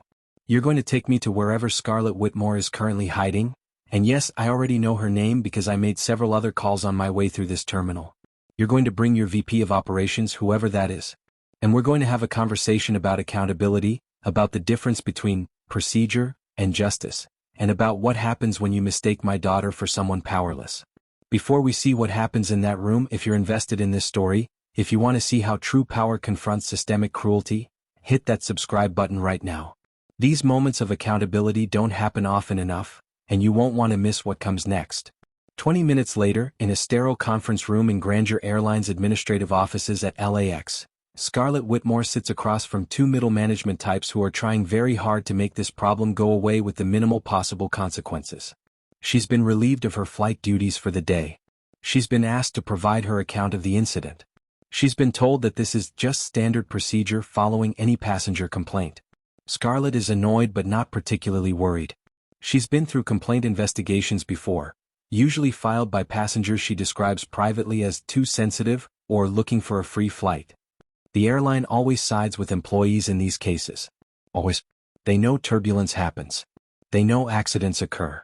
They know that some passengers, especially younger ones, especially ones not accustomed to first-class service, sometimes misinterpret professional distance as rudeness. She's already crafting her statement. The turbulence was severe. The juice container slipped. She apologized immediately. The child seemed fine. This whole thing is being blown out of proportion. Then the conference room door opens. Bryn Weatherby enters first, her face pale and strained. Behind her, Preston Hartwell, Vice President of Operations for Grandeur Airline's Western Region. A silver-haired man in his 60s who looks like he aged 10 years in the last hour. His expensive suit is slightly rumpled, his tie loosened, his eyes carrying the particular exhaustion of someone who knows their career just hit an iceberg. And behind them, Nichelle Blake, striding in with Amara at her side like a lawyer bringing her star witness to testimony. The temperature in the room drops 10 degrees. Preston's voice is strained, professionally cordial but with an undercurrent of barely suppressed panic. Ms. Whitmore, this is Nichelle Blake, CEO of Blake Global Enterprises. Pause. Preston swallows hard. And as of 1 hour ago, majority shareholder of Grandeur Airlines. The words hang in the air like a grenade with the pin pulled. Scarlett's face, previously arranged in an expression of professional concern mixed with mild irritation, drains of all color. Her mouth opens slightly. Her hands, folded calmly on the conference table, suddenly grip the edge hard enough that her knuckles go white. She wasn't briefed on this. Nobody told her that the child she humiliated, the child for God's sake, just some entitled brat who probably wasn't even supposed to be in first class, was the daughter of Nichelle Blake. The Nichelle Blake. Forbes 400. Self-made billionaire. CEO of one of the largest private equity firms in the country. A woman known in business circles for her brilliance, her ruthlessness, and her absolute unwillingness to tolerate disrespect. Nichelle walks calmly to the head of the conference table, Preston's seat technically, but he doesn't object when she takes it. She places her designer handbag on the table with deliberate care. She removes her suit jacket, draping it over the chair like someone settling in for a long conversation. She pulls out a tablet, slim, expensive, the kind that probably costs more than Scarlett makes in a month. And then she speaks, her voice quiet but carrying absolute authority. Tell me, Ms. Whitmore. In your 12 years here at Grandeur Airlines, did anyone teach you that every passenger, regardless of age, race, or seat class, deserves basic human dignity? Scarlett opens her mouth, but Nichelle raises a hand, stopping her. Actually, let me rephrase. I'm sure someone taught you that. It's in the employee handbook, in the training modules, in every corporate statement about company values that gets emailed to staff quarterly. So let me ask the real question. When did you decide that my daughter didn't qualify?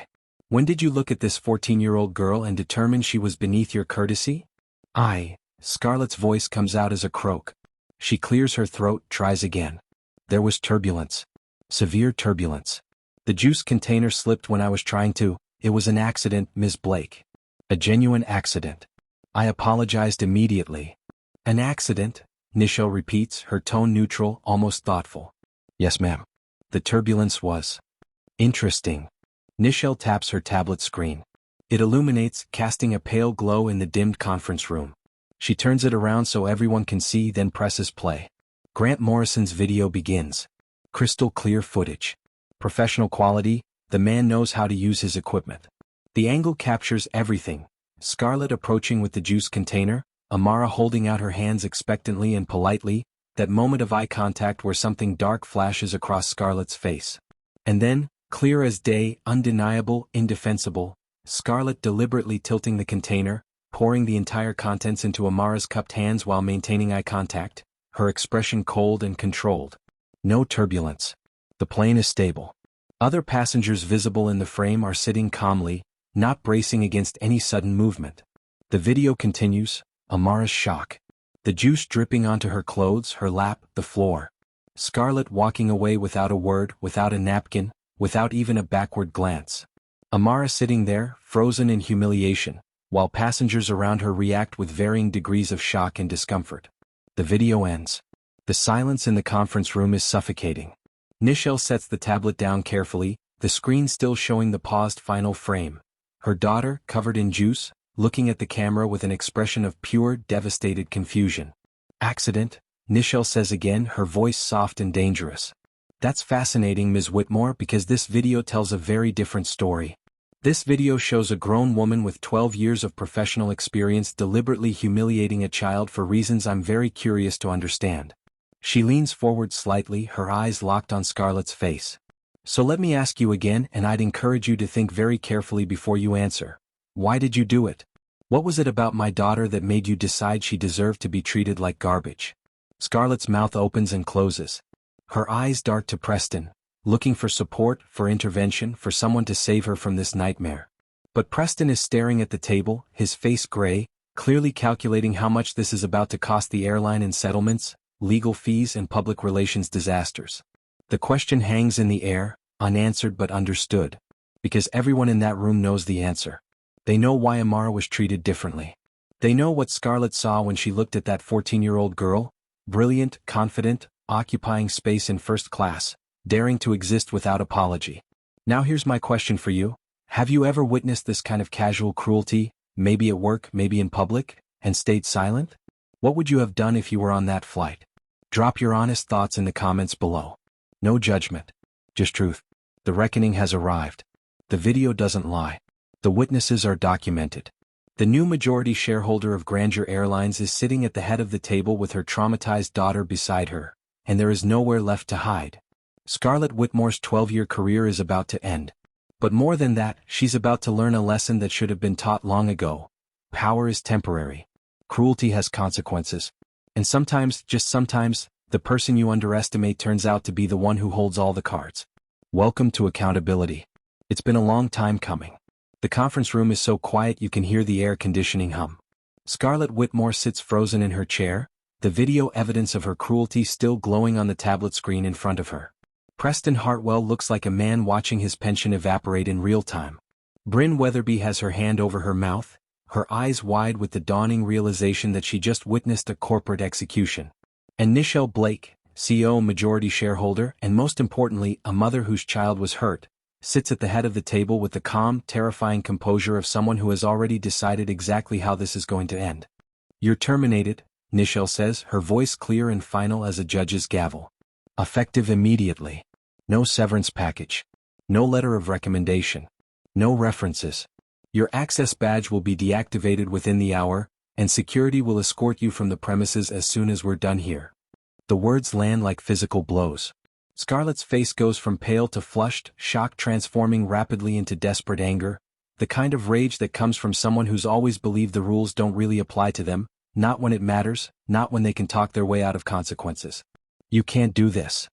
Scarlett's voice rises, shrill with panic. I have rights. There are labor laws. I have a union. I'll sue you in this airline and... Please do. Nichelle's interruption is soft, almost encouraging, which makes it infinitely more menacing. Please sue me, Ms. Whitmore.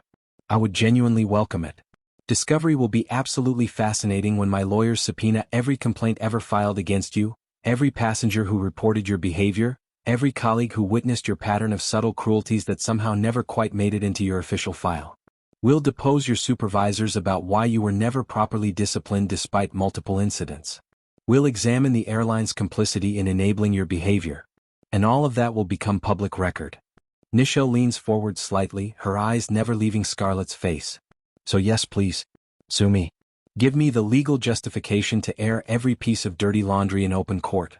I have unlimited resources and unlimited patience when it comes to protecting my daughter. Do you? Scarlett's mouth opens but no sound comes out. The fight drains from her face as the reality settles in. She's not dealing with some frightened passenger who'll accept a voucher and go away. She's dealing with someone who can afford to make this fight last years, who has the resources to turn one employment termination into a crusade that destroys not just her career but any hope of professional recovery. Preston Hartwell clears his throat, his voice heavy with resignation and something that might be relief. Relief that someone finally has the power and the will to do what should have been done months, maybe years ago. Ms. Whitmore, Preston says, pulling a manila folder from his briefcase with the weary movements of a man who's been dreading this conversation. We conducted a comprehensive review of your employment file this afternoon. We found 7 other incidents. 7 times passengers complained about your behavior, rudeness, dismissiveness, what several described as targeted hostility toward specific passengers. He opens the folder, reading from documentation that should have been addressed long before today. A Muslim woman in March who said you refused to bring her water during a 12-hour flight. A Hispanic family in June who claimed you spoke to them condescendingly and questioned whether they should be in premium seating. An elderly black gentleman in September who reported that you ignored his call button for 45 minutes while serving other passengers. Preston looks up, his expression grim. You've been on thin ice for months, Ms. Whitmore. Multiple supervisors recommended corrective action. You were supposed to complete sensitivity training last quarter. training you somehow never got around to finishing. This isn't a sudden decision. This is the inevitable conclusion of a pattern we should have addressed far more aggressively. Scarlett's eyes dart around the room, looking for an ally, for sympathy, for anyone who might intervene on her behalf. Her gaze lands on Piper Chin, the flight attendant who worked beside her today, who witnessed everything and said nothing. But Piper looks away, her discomfort obvious. Whatever professional loyalty might have existed between them died the moment that video played. Piper has her own career to think about, her own reputation to protect. And there's no protection to be found in standing beside someone whose cruelty is now documented in high-definition video. Scarlett is alone. Completely, utterly alone. "I was having a bad day," Scarlett says, her voice cracking, desperation replacing anger. "My boyfriend, we broke up that morning. I wasn't thinking straight. I was upset and I took it out on. I know it was wrong, but it was just one mistake. One bad moment. Everyone has bad days. Everyone makes mistakes when they're going through personal problems." The words tumble out in a rush, the universal excuse of people caught being their worst selves. "I was stressed. I was hurting. I didn't mean it. I'm not usually like this." Nichelle lets the silence stretch, lets Scarlett's excuses hang in the air, hollow and insufficient. Then she speaks, and her voice carries the weight of every mother who's had to explain to her child why cruelty exists, why some people choose to inflict their pain on others, why the world isn't always safe or fair. "Your personal problems," Nichelle says slowly, deliberately, "are not my daughter's burden to bear. Your bad day does not justify traumatizing a child. Your boyfriend breaking up with you is not a license to humiliate someone who had nothing to do with your pain. You're a grown woman, Ms. Whitmore. You're 43 years old. You've had 12 years to learn basic human decency, and somewhere along the way, you decided that certain people who look like my daughter, don't deserve the same respect you'd automatically give to someone else." Nichelle stands, commanding the room without raising her voice. "You're dismissed, Ms. Whitmore. Security will escort you out." But Nichelle isn't finished. Not even close. Because firing one cruel flight attendant doesn't fix the system that enabled her, protected her, allowed her to operate unchecked for years. Real change, lasting change, requires tearing down the structures that make such cruelty possible in the first place. She turns to Bryn and Preston, her expression shifting from personal fury to corporate strategy. "Here's what else is changing at Grandeur Airlines, effective immediately," Nichelle says, her voice crisp and businesslike. "Consider these non-negotiable directives from your new majority shareholder." Preston pulls out a notepad, his pen poised. He knows better than to interrupt. "First, mandatory anti-discrimination training for all staff. Not the perfunctory online module that people click through without reading. Real, substantive, in-person training conducted by experts in implicit bias, microaggressions, and systemic discrimination. Flight attendants, pilots, ground crew, gate agents, supervisors, executives, everyone. And it's not a one-time thing. It happens every quarter with updated scenarios and accountability measures." Bryn nods frantically, typing notes into her tablet. "Second, body cameras on all flight attendants during service hours. I know the union will object. I don't care. We'll negotiate compensation for the increased monitoring, but this is happening. Passengers deserve protection, and good employees deserve the evidence to defend themselves against false accusations. Cameras protect everyone." Preston's pen scratches across the page. "Third, direct hotline for passengers to report misconduct, anonymous if they choose, but with the option to speak directly to executive leadership. No more filtering complaints through the very supervisors who might be complicit. No more reports that mysteriously disappear. Direct access. Immediate investigation. Public accountability." If you're watching this and thinking, this is what real change looks like, hit that subscribe button right now, because we're about to see transformation that goes beyond one flight, one airline, one family. This is about systemic change, and you don't want to miss how this story reshapes an entire industry. Fourth, zero tolerance policy for discrimination. And I mean zero. One verified incident, not 7, not 3, not even 2, one single verified instance of discriminatory behavior results in immediate termination. No warnings. No improvement plans. No second chances when it comes to basic human dignity. If you can't treat every passenger with respect regardless of their race, religion, age, or appearance, you don't get to work for this airline. She pauses, letting the weight of that sink in. Fifth, unaccompanied minors get priority seating and dedicated flight attendant oversight. No child should ever be put in a position where they're vulnerable to abuse from staff and have no advocate. Every unaccompanied minor gets checked on regularly, has a dedicated point of contact, and receives the kind of attention that ensures what happened to my daughter never happens to anyone else's. Preston is writing so fast his handwriting is barely legible, but he's capturing every word. These aren't suggestions. These are mandates from someone who now has the power to make them reality. And finally, Nichelle says, her voice softening slightly, Captain Thaddeus Reed, the pilot who stood up for my daughter, who understood that his authority came with the responsibility to protect passengers, he's being promoted to Chief Safety Officer. And Carson Mitchell, the flight attendant who treated my daughter with kindness and dignity, he's being appointed head of in-flight services. They knew right from wrong. They acted when others stayed silent. They deserve to be in positions where they can shape the culture of this airline. Preston looks up from his notes, something like hope crossing his face. Hope that maybe this disaster can be transformed into something better, that maybe his airline won't just survive this but actually become what it's always claimed to be in corporate mission statements and marketing materials. Yes, ma'am, Preston says, his voice carrying genuine conviction. Absolutely. All of it. We'll have implementation plans on your desk by end of week. By end of day, Nichelle corrects. Not end of week. Today. Because every hour we delay is another hour passengers aren't protected. By end of day, Preston agrees quickly. You have my word. The meeting should be over. Justice has been served. Scarlett is fired. Systemic changes are being implemented.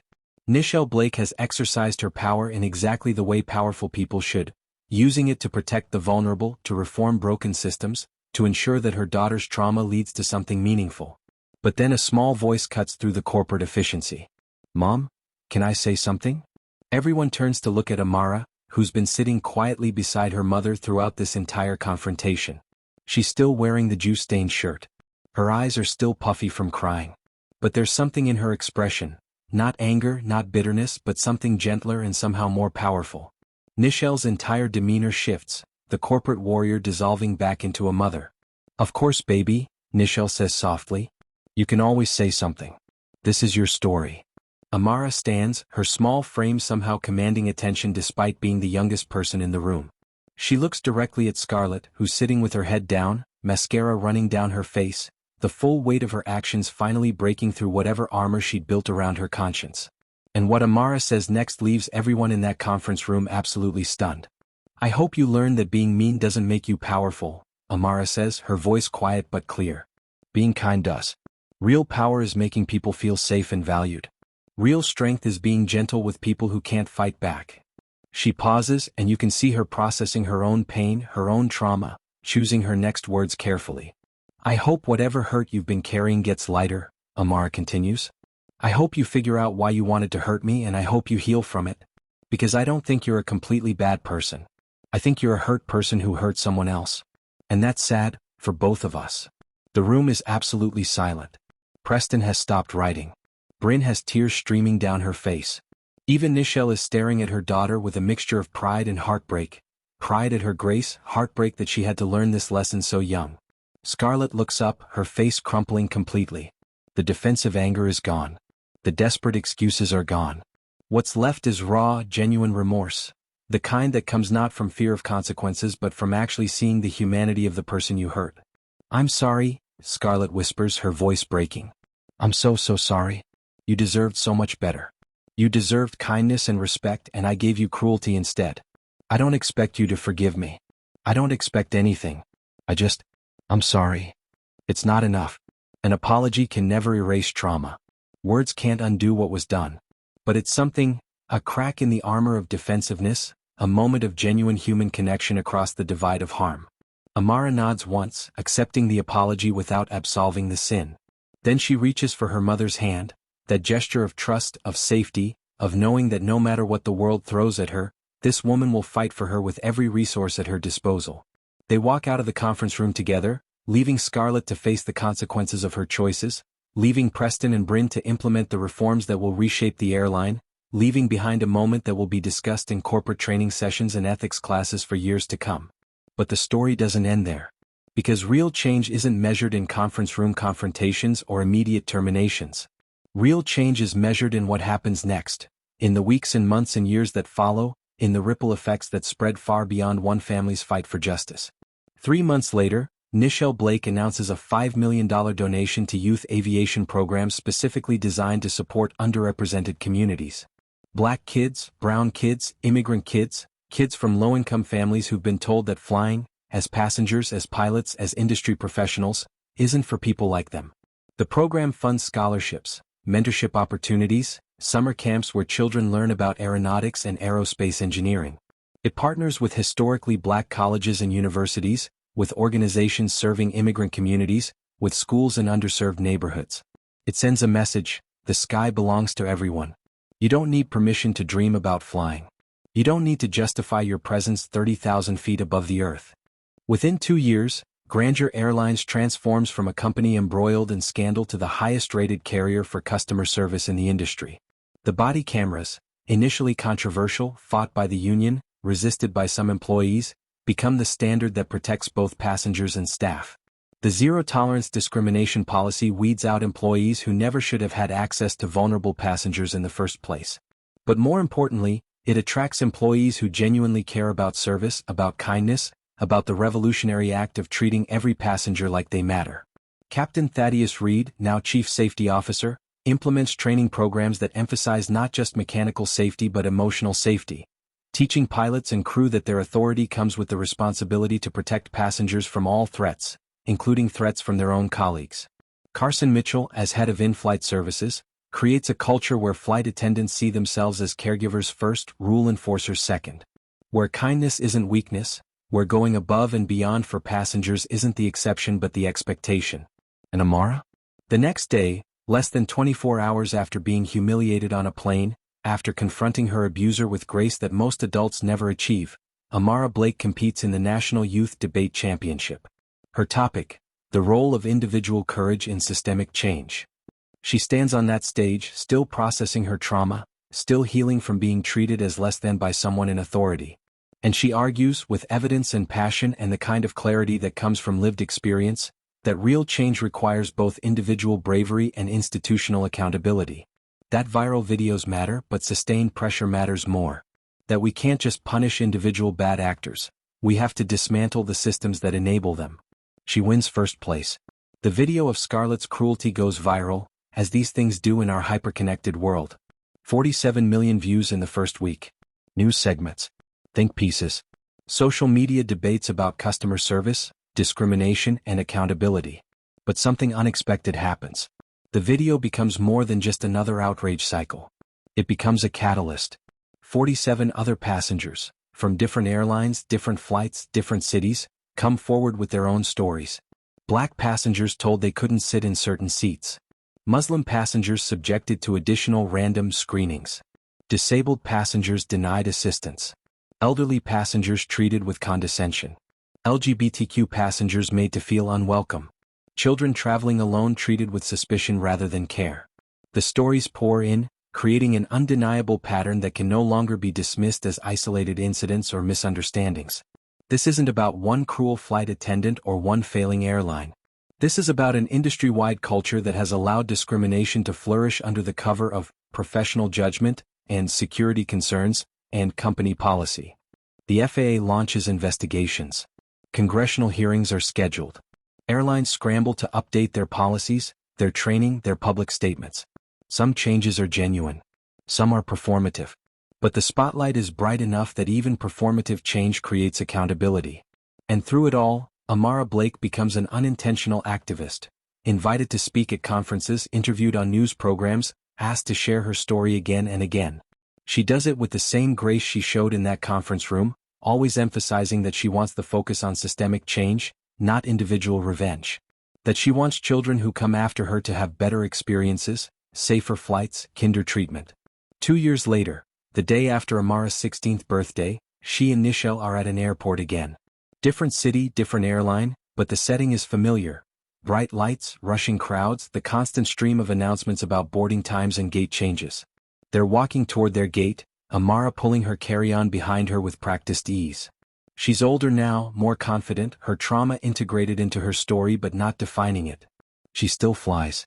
She still occupies space without apology. She still believes in the possibility of change.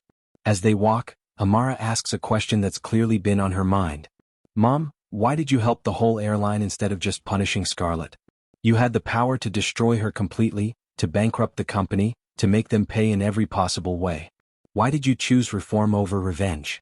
Nichelle slows her pace, considering her answer carefully. This is the kind of question that defines how children understand power, justice, and their own capacity to shape the world.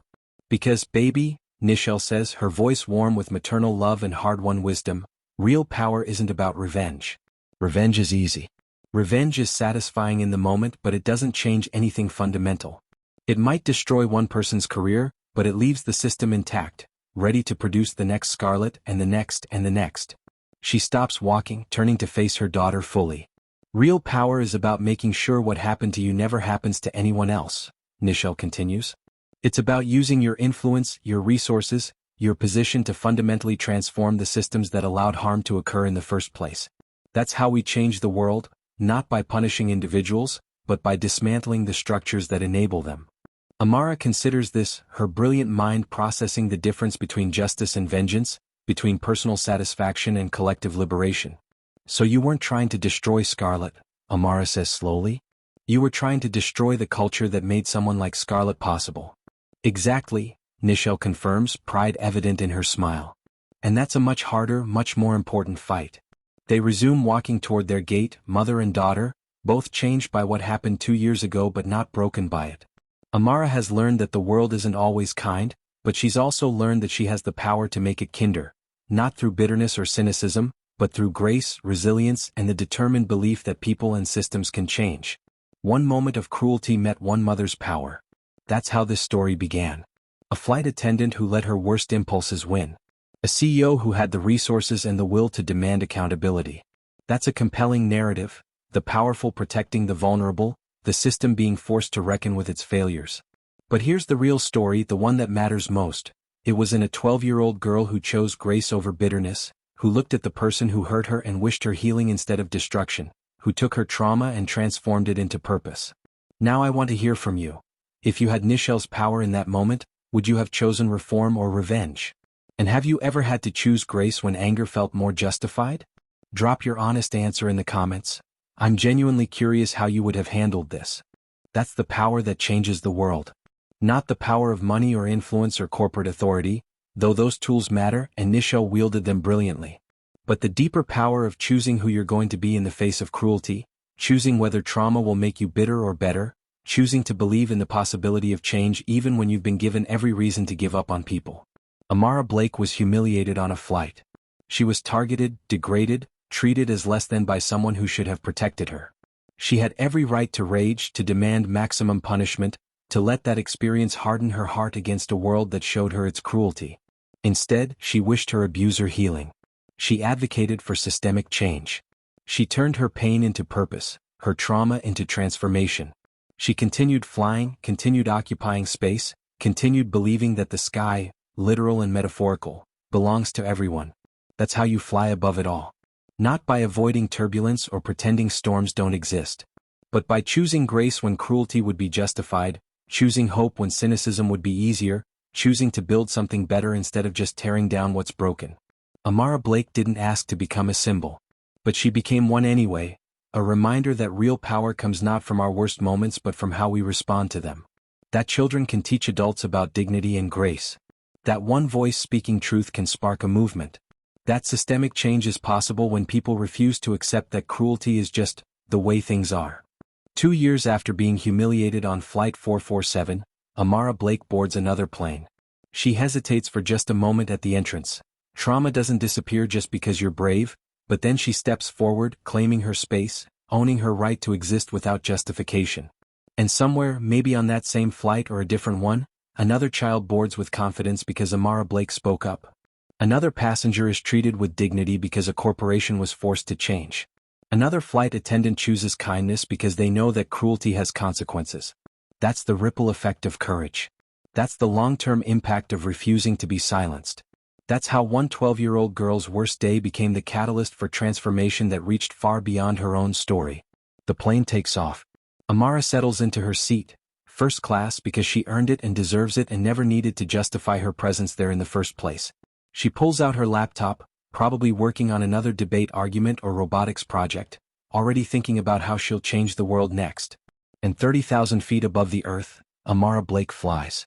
Not despite what happened to her but because of what she chose to do with it. That's real power. That's lasting change. That's how you transform pain into purpose and cruelty into catalyst. That's how you fly above it all.